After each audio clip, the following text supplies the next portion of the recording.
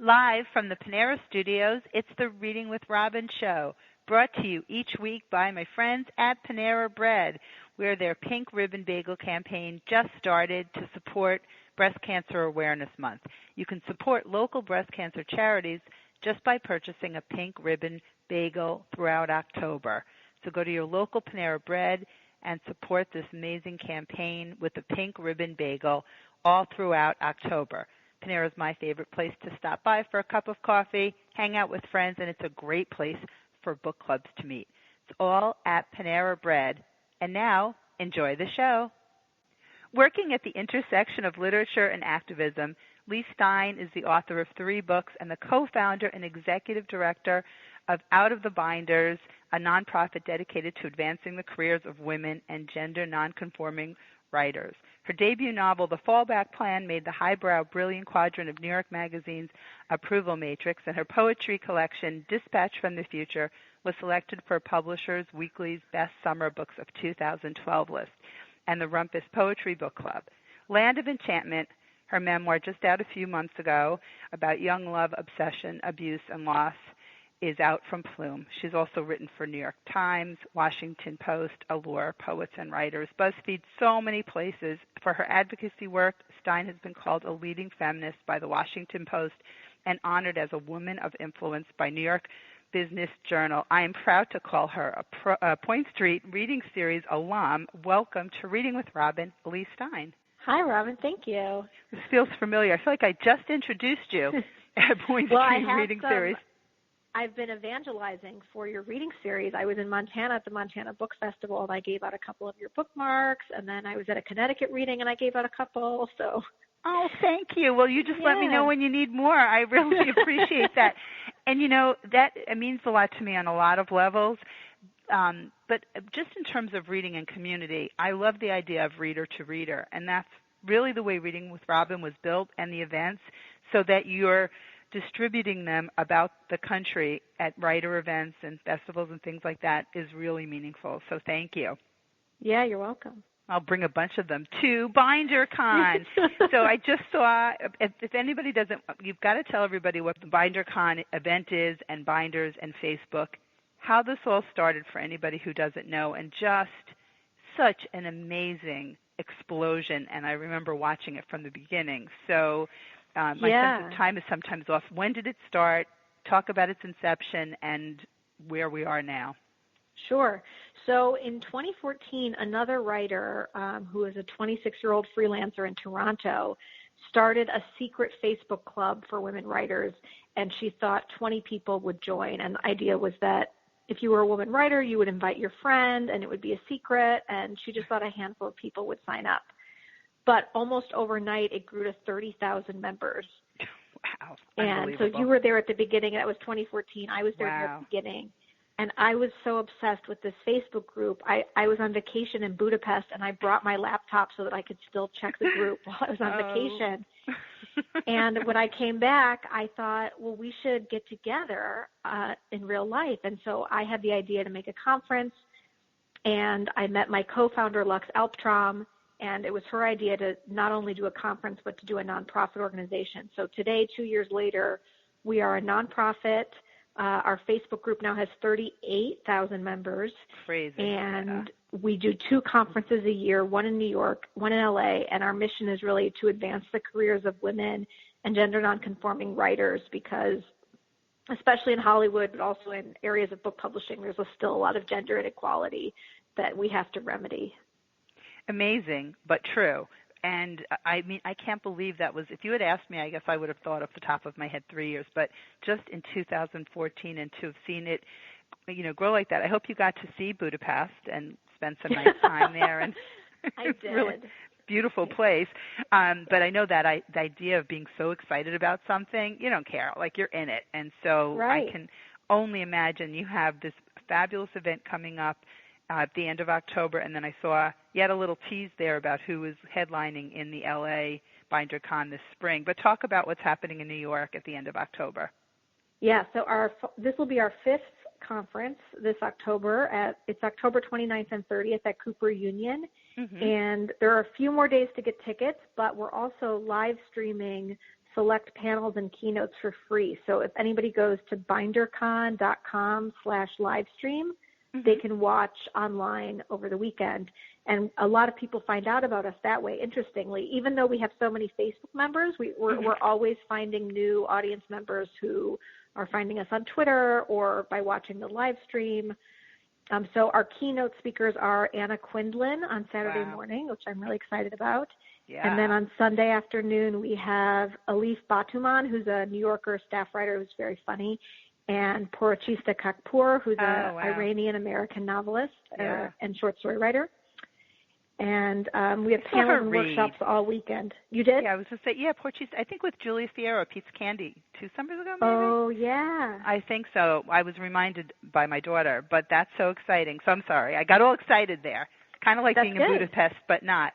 So that's happening on Sunday, and people can go to the Facebook page. And how do you become a member of the Binders? And there are all sorts of categories. Like, how does that work, and do you need to be accepted into the group? So you still have to be added by a friend. It is a secret group still, even though I talk about it in interviews, but it's still a secret just because of Facebook's privacy settings. You actually can't make the group less secret than it already is. So you need to have a friend add you. So if you're a woman writer listening to this who wants to join, I would just ask any other woman writer you know if she's a binder and if she can add you to the Binders. I like that. It's kind of the best kept secret, but the worst kept secret. It's the best possible way. That could look kind of cute on a T-shirt. In the best possible way. And so there are tickets left, but not many, I'm sure. And it's coming up October 29th and 30th. And you can go to the Facebook page, and it's shopbindercon.com, and you can get tickets. I love the idea of the live streaming. So there'll be select panels, and will people know which ones those are? And then they must remain, so you can watch it after it's streamed live, I guess? Yes. So the New York BinderCon website is nyc.bindercon.com. And you can see all the panels, all the workshops on that website. And if you click on them, you'll be able to see whether it will be live streamed or not. Oh, okay. And then a couple months later, we release a video archive. So on the website, you can also see videos from past conferences. Some of them are behind a paywall, but some of them are free. There's Effie Brown and Jenny Lumet from our LA conference is a free keynote you can watch. That was an amazing one. We did it AMA style, like an Ask Me Anything. So it was all audience questions, the whole thing. Wow. It was really amazing. And then can people, while you're streaming it live, and I'm on the phone with Leigh Stein, and we're talking about BinderCon New York City's, the NYC version happening October 29th and 30th. Can people ask questions while it's streaming live? Is somebody going to be moderating that, or just kind of watch? For one of the panels, yes, there is going to be an Ask Me Anything panel with book editors. Oh, wow. And we will be taking audience questions via Twitter. Hey, if anyone can manage all this, it's the gang that brings you the Binders, because what has happened in 2 years is nothing short of just really seeing what women can do who are wanting to get something out there. And it's going to be crazy. This is a week before the election. Oh, my God.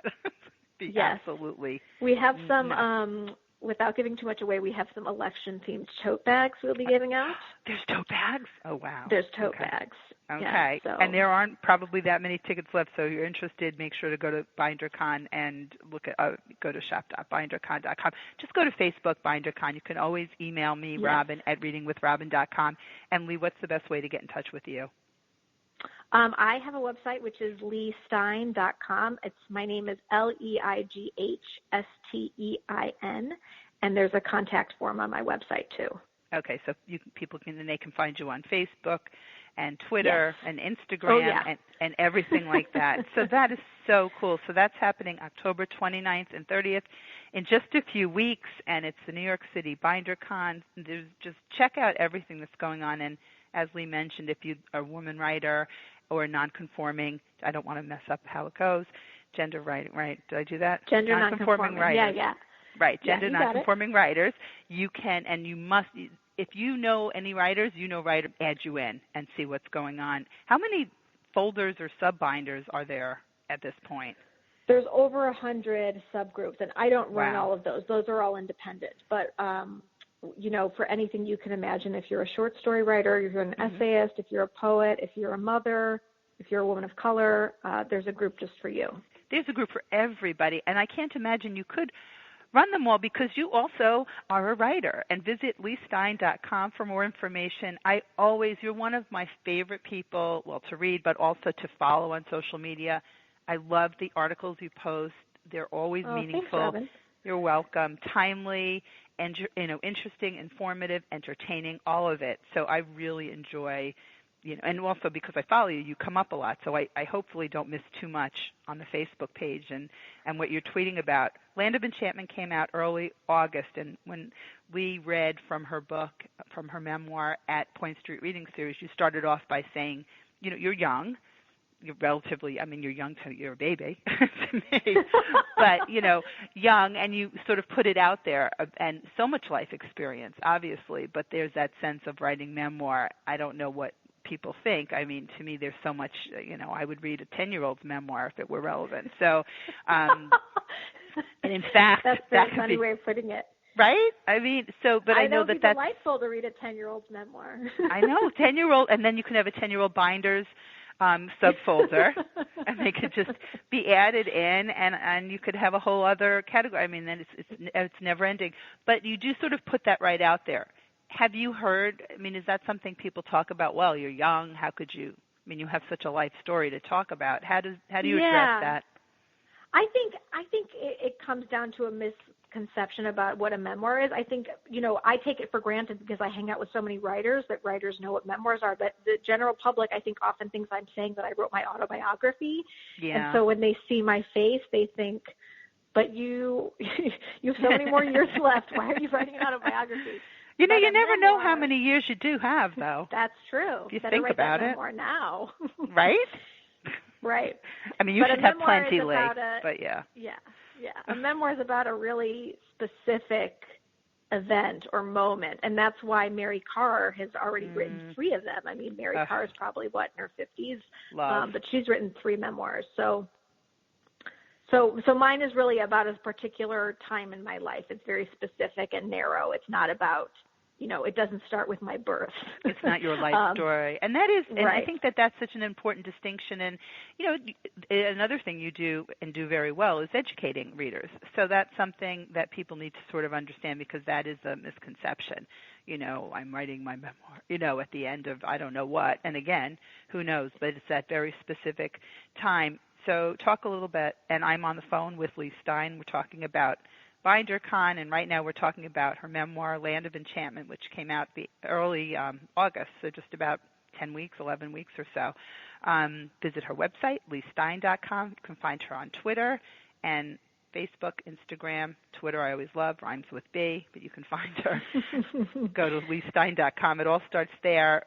Tell a little bit about your story, and it's really just, you read a little bit at Point Street, and I read about it before I read the book, but it's just, I'm like getting goosebumps thinking about really the story of yours. Sure. So this book is about a romantic relationship I was in my early 20s. I met my ex-boyfriend Jason when I was 22, and he was 18, about to turn 19, and we met at an audition for Medea. So the tragic stakes were high from the very beginning. And within 6 months, we had fallen in love and moved in together and decided to move to Albuquerque, New Mexico, sight unseen, so that I could write a novel. And he said he would support me, which I thought was the most romantic thing I'd ever heard. Yeah. But things quickly got pretty dark. He became increasingly controlling, violent towards me. And I was hundreds of miles away from anyone I knew. But he was such a charismatic, compelling, charming person that I didn't even recognize the abuse for what it was. I just thought this was the most exciting thing that had ever happened to me. And it took me years to finally get over him, because I did feel this really addictive pull to this person, even though rationally I knew he wasn't good for me. Emotionally, I just craved being near him. And I saw him for the last time in 2011. And finally decided to stop answering his phone calls. And 5 weeks after that, he had stabbed another man in a gas station parking lot. And a week after that, he died in a motorcycle accident. Wow. And so then I had to figure out how I was going to grieve this person who wasn't 100% good, but he wasn't 100% evil either. And so that's what my book kind of wrestles with, is how do I reconcile who he was and who we were together, and how I'm going to live on without him. It's a big story, and it's a really big reckoning with something like that at any age, and how to really dissect the fact that people aren't all good or all bad, and how to process that. And I would assume as you go on, that may change. And then you must hear, and I know we talked about it, so many stories, and there are so many more people who are talking about these stories, posting them on Facebook, discussing at community events. Something like one of your book events, I must think, bring out, maybe long buried stories, things it's surreal, because when I started writing the book, I thought I was writing a story that had never ever happened to anybody before. Mm-hmm. I thought, Jason and I were so special. And now you were certainly, but yeah, not the only stuff. But yeah, I'm just getting a letter, and a woman came up to me at the Point Street Reading Series and handed me a letter, and she went through something eerily similar. Wow! When you told me that somebody, putting together Point Street Reading Series and the writers who have come in just the 7 short months since it began has just been like overwhelming to me. But when people have heard who's coming to read, and there's that specific, yours is like a story from the beginning of Point Street Reading Series, that someone came and brought a letter and told you their story. I remember you telling me that you got a letter, and I certainly wasn't going to ask, but I was curious. That's just so meaningful, and to connect, to be able to know that there, as much as we know about so many things that happen, often still think that we might be alone on something, and really in different variations or in various ways, there's so many things that are just a common experience, sadly common experience. Yeah, and when I was writing the book, I was of course reading a lot of grief memoirs, because there are many of them, but so many of the grief memoirs are, mourning the loss of the good, wonderful, perfect person. I'm thinking of Joan Didion's Year of Magical Thinking, like they were really soulmates, her and John Donne. Yeah. Like there are so many of those books, and so I wasn't finding something that resonated with my own experience, which was much more dark and complex. And so when someone says, I really needed your book, like no one gets it but you, that's so meaningful to me, because I've filled that hole that existed. Well, and more probably, there's this sensationalized sort of or idealized version of what relationships are, and sometimes it's sort of okay to leave that nothing about the magical thinking, although it is called magical thinking, but that idea of what a relationship is and looking at all parts of it, so yours is probably something many people would identify with in some way, and that's, to me, the beauty of reading, is taking pieces of the story, whether it's fiction, nonfiction, and finding a connection to it. And I'm speaking with Leigh Stein, and we're talking about Land of Enchantment, and you can go back and listen. We're going to talk a little bit more about BinderCon, but we were talking about that. There's so much to talk about with Leigh Stein. It came out in hardcover, so we'll come out in paperback in the spring, maybe? I don't know how that works.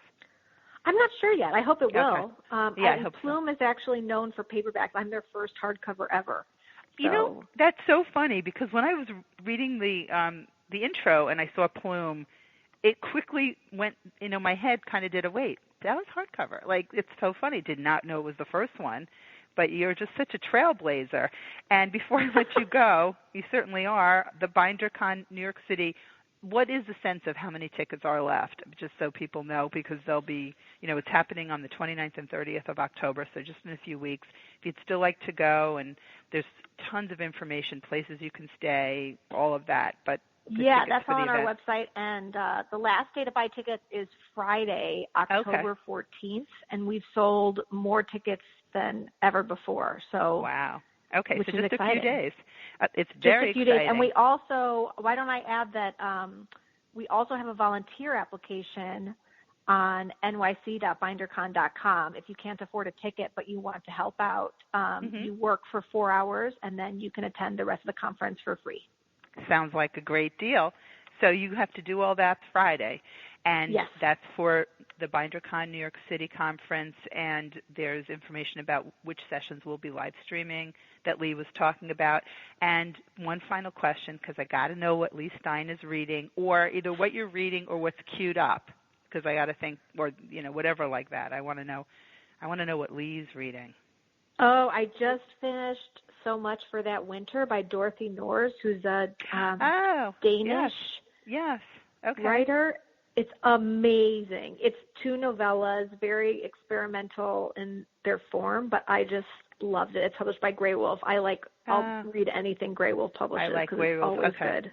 Awesome, because I'll include that when I post this, because people like to know.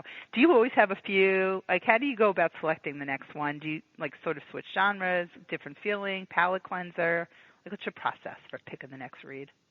For picking the next read? Well, lately I'm on a big productivity kick, so I've been reading a lot of self-help, time management, and productivity books. Cool. Yeah, I like that. But Dorothy Norris, that's the most recent literary book that I read. But I also just read Essentialism by Greg McKeown, which is about it's like how I need to fix my life, where it's instead of expending your energy in 10 different directions, what's your one true purpose? What's the one thing you should be focusing your attention on instead of trying to be everything for everybody all the time? It's a really good place to leave this. I think that's a big question. Doesn't maybe seem it, but what's your one true purpose? I like that. So it's an Essentialism by Greg McKeown? Okay. Yeah, it's really good. All right, I'm going to write those down. That's one of my favorite questions. It seemed the most obvious, but it is just absolutely one of my favorites. And readers love to know what the writers and readers are reading. Because yeah. Who wants to miss anything awesome? And don't miss Land of Enchantment. Visit Leigh at leighstein.com. Find her on Twitter, Facebook, Instagram, and at BinderCon, New York City. Leigh, thank you so much, and I'll see you in a couple of weeks. Yes, I'll see you soon. Thanks, Robin.